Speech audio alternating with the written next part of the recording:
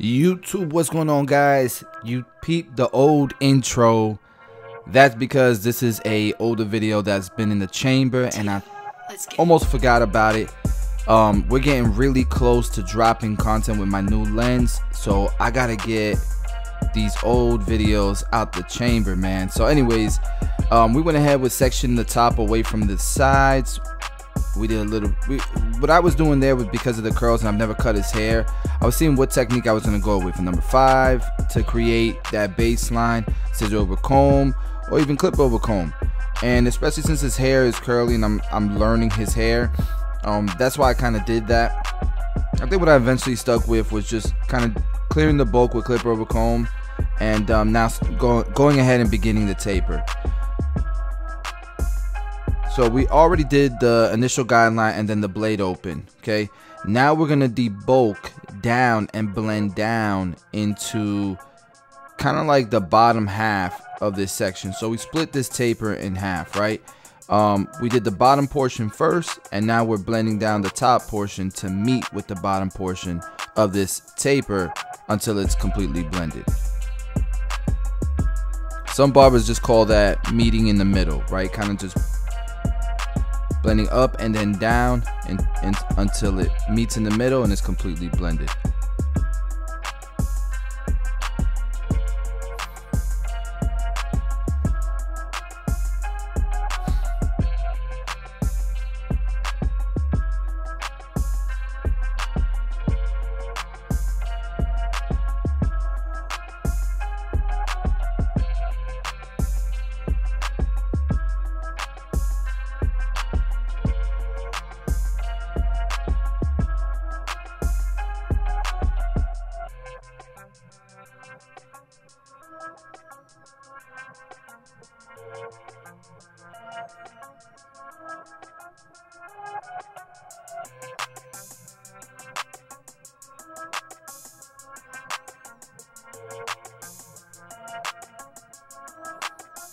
If you notice, what I'm really doing here is I'm focusing on making sure there's no C cup. I'm making sure it's really tight and it's completely blended out, because we didn't want to keep the C cup on him.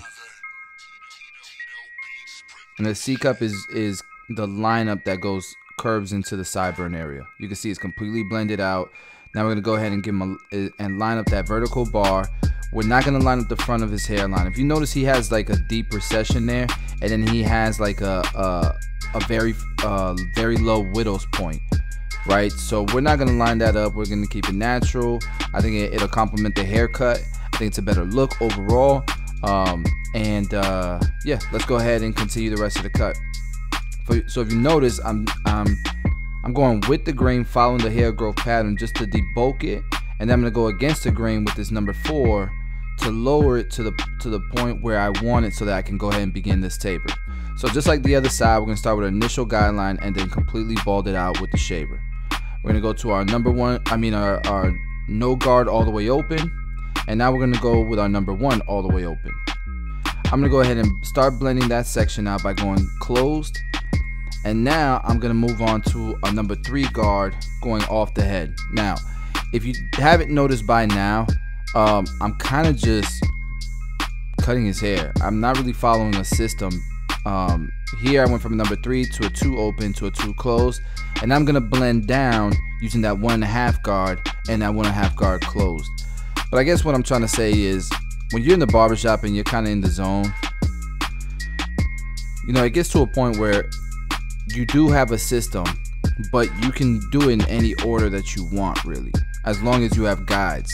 So that's why I put those guides in, so that I don't get lost a little bit later on. But at this point, I'm almost done with the blend. I'm at the blade all the way open, and I'm gonna close it little by little until that bottom line is gone. Then I can line him up and go ahead and detail. So for me, this was just a way to blast through this side of the taper, to get through it fairly quickly. That way I can move on and get to the part that I like to do most, and that's detail. See my clippers dying.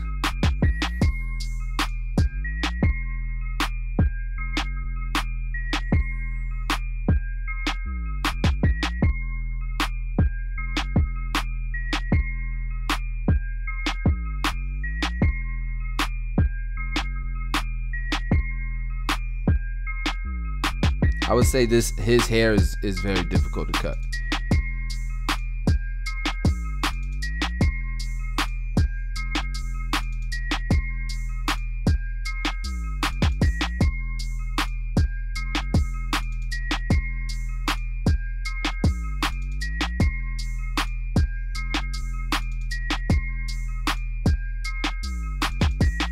And with the hairline, you'll notice I'll try to like kind of freehand some of the hair that hangs over it, because it grows towards his face, his hair growth pattern. So if you don't kind of try to like debulk that a little bit, you're not gonna get a very sharp lineup. Okay. And now here I'm kind of using the S-Craft blends technique, and I was just trying to lighten up some dark areas right before we started to go ahead and blend his beard out.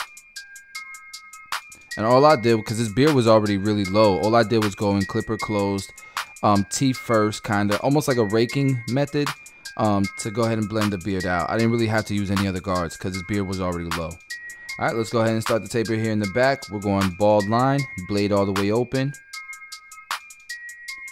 Number 1 guard all the way open. Now you can decide really how you want to blend. So I'm gonna go with that number 2 all the way open. My number 3 all the way closed. What I was trying to do there by going with the number 2 all the way open was trying to skip guards, but as you can see, I needed to use my 3 and then my 4. Alright, so beneath where I left off with that number 2 guard, I'm gonna go with that 1.5 guard all the way open.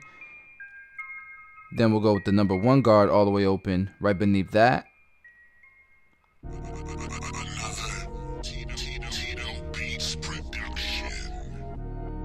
Now we're going with the half guard all the way open, and I think I'm going to close it little by little until that guideline, that faint guideline that you see there, that subtle one, until that has been blended out.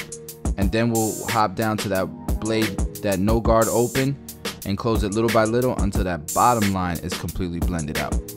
So you can see how it's blending it out, and we're not even all the way closed with the 0 guard or the half guard. Alright, so now we have our no guard, blades all the way open, and you can see I'm closing it little by little until that bottom line is gone. Now you don't want to bring this too high up, because then you're going to create another line. But if you can stay at a place where it's not creating another line and then start to close it little by little as you go down with your clipper, you'll get a nice blend, as you can see here.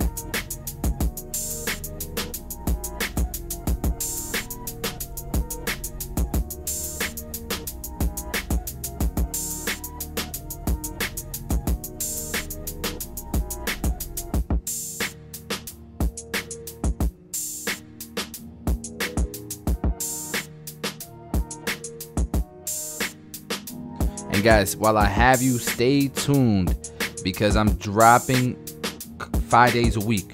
So this week coming up, you will see tutorials with my new camera. So I'm super excited for you guys to see that. Alright, so we're going ahead and we're starting to line him up. And you can see above his line, he's got like dark and light areas, right? You could make it look a little bit more solid of a line if you push the line up in a little bit more, but I decided not to, man, because I just felt like it would have been too far in order to get a harder line there.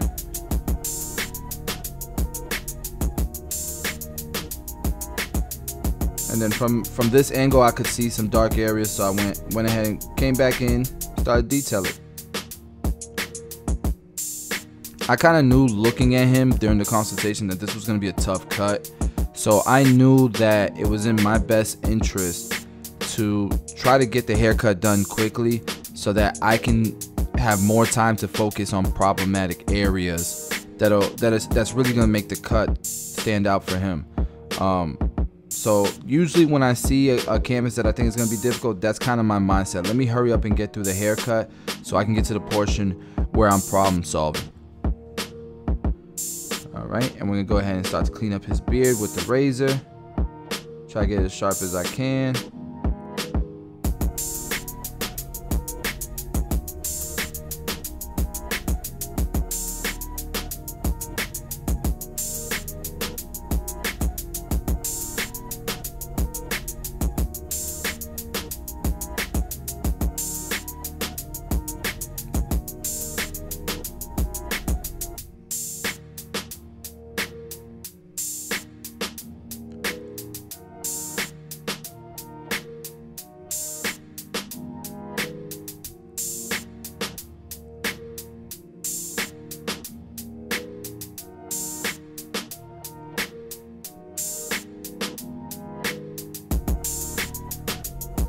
Hi guys, so I'm gonna go ahead and start to cut the top down.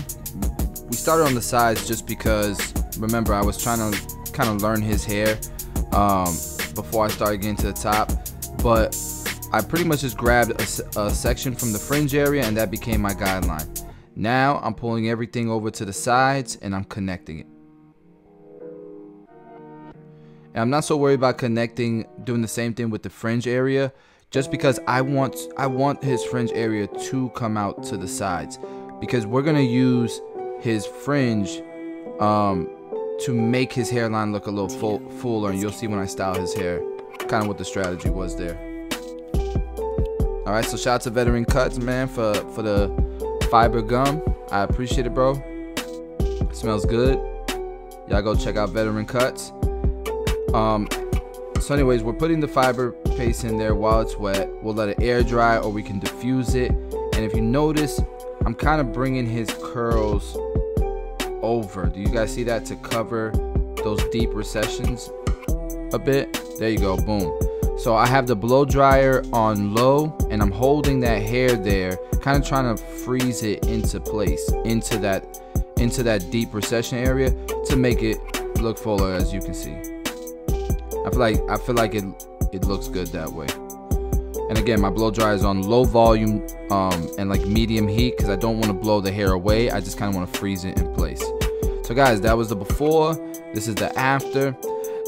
Looking at this cut now, I do wish I would have enhanced his vertical bars, just because of his hair texture and his hair growth pattern. It would have just, I feel like it would have definitely brought the cut to the next level. But I think this is a nice natural cut, and I think it suits him. So you guys let me know in the comments below what you thought about the cut. If you're new to the channel, please do subscribe. We're dropping 5 days a week.